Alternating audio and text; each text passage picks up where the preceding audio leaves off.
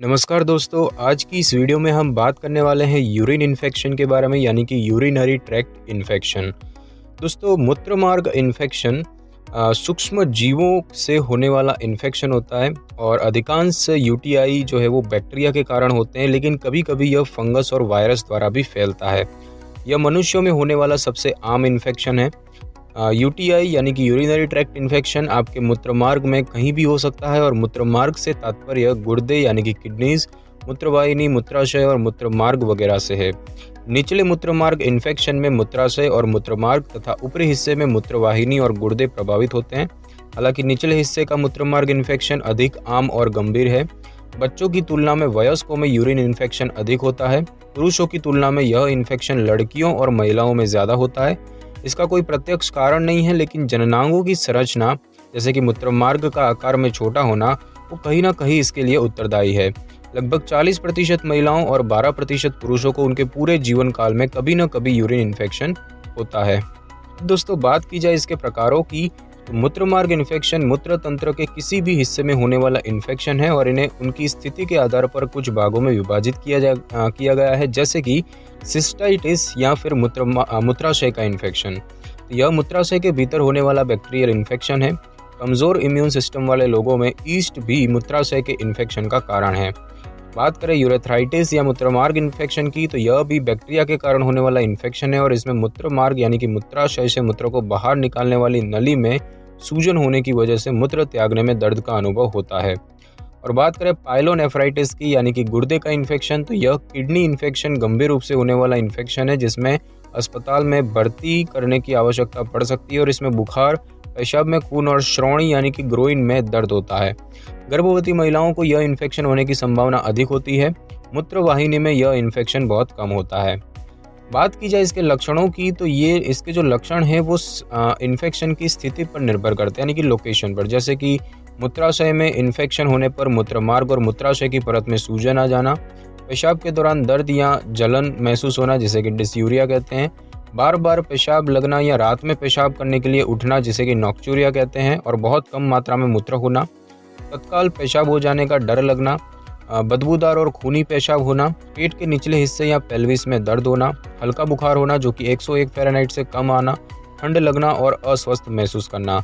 ऊपरी हिस्से में मूत्रपथ के इन्फेक्शन के कुछ और भी लक्षण होते हैं, जैसे कि काफ़ी तेज़ बुखार आना, ठंड से कंपकंपी लगना, जी मिचलाना, उल्टी होना और साथ ही साथ फ्लैंक दर्द होता है। यह शरीर के एक तरफ पेट के ऊपरी हिस्से और पीठ के बीच के क्षेत्र में होने वाला दर्द होता है और यह पसलियों के नीचे और श्रोणी के ऊपर एक ही ओर होता है। इसके अलावा अन्य लक्षण भी मूत्रपथ इन्फेक्शन का संकेत कर सकते हैं, जैसे कि छोटे बच्चों में बुखार, पीलिया, उल्टी, दस्त और चिड़चिड़ापन वगैरह लक्षण नजर आते हैं। बुजुर्गों में बुखार या फिर हाइपोथर्मिया, भूख न लगना, सुस्ती और मूड बदलना वगैरह। गर्भवती महिलाओं में यूटीआई से संक्रमित होने की संभावनाएं अधिक होती है। अगर कोई महिला गर्भवती है तो बच्चे के जन्म के पूर्व होने वाली जांचों में उसके मूत्र का परीक्षण भी करते रहना चाहिए, क्योंकि अगर इन्फेक्शन का पता नहीं लग पाता है तो यह गर्भावस्था के दौरान जटिलताओं का कारण बन सकता है।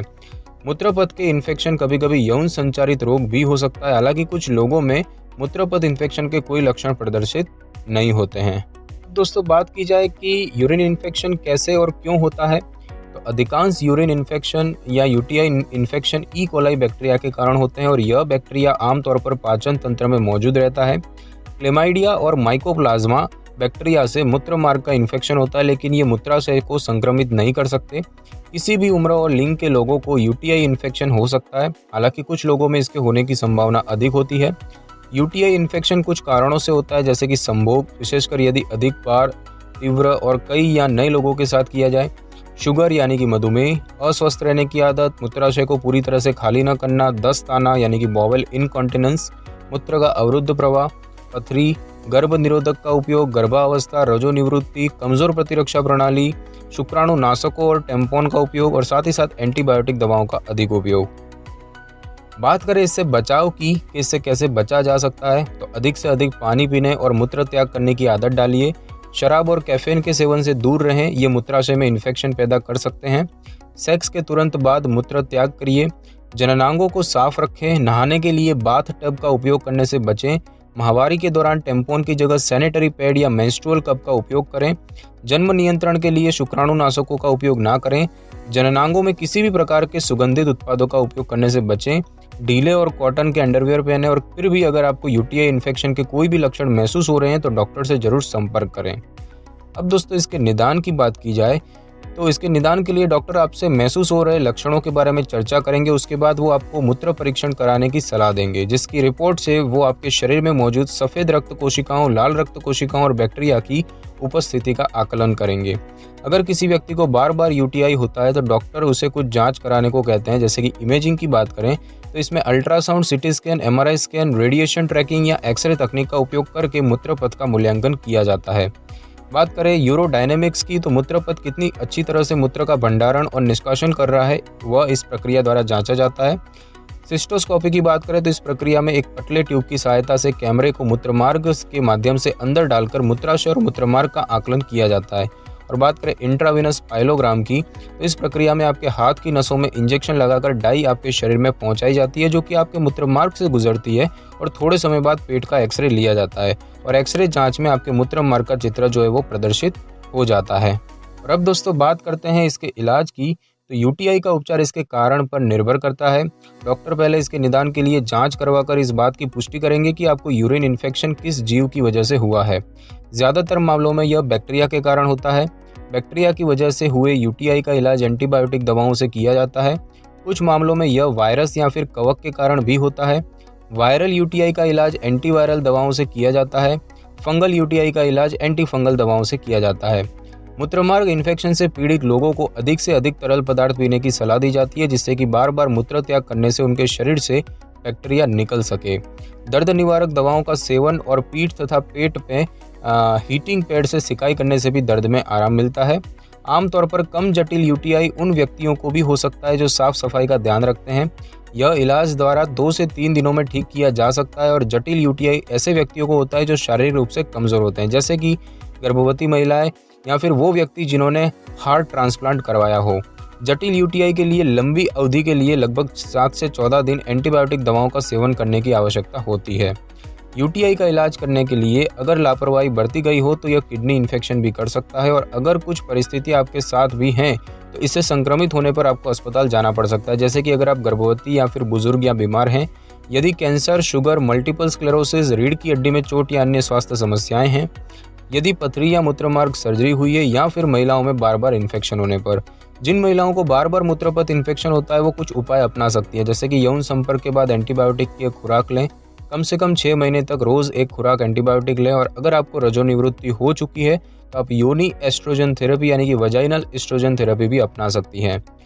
और अब दोस्तों बात करें इससे होने वाले नुकसान की, तो यूटीआई इन्फेक्शन के जोखिम सामान्यतः पुरुषों और महिलाओं में एक समान होते हैं, लेकिन पुरुषों में प्रोस्टेट ग्रंथि का बड़ा होना एक विशेष कारण है। जीवन शैली में कुछ परिवर्तन यूरिन इन्फेक्शन होने के जोखिम को कम कर सकते हैं।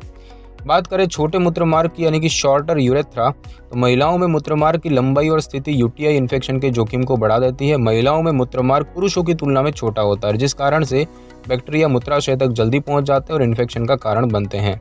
बात करें संभोग की यानी कि सेक्सुअल इंटरकोर्स की, तो यौन संभोग के दौरान महिलाओं के मूत्रमार्ग पर दबाव पड़ता है और जिस कारण बैक्टीरिया गुदा से मूत्राशय तक पहुंच जाते हैं। अधिकतर महिलाओं में संभोग के बाद त्यागे गए मूत्र में बैक्टीरिया की उपस्थिति पाई गई है। हालांकि आमतौर पर 24 घंटे के भीतर शरीर इन बैक्टीरिया से छुटकारा पा सकता है।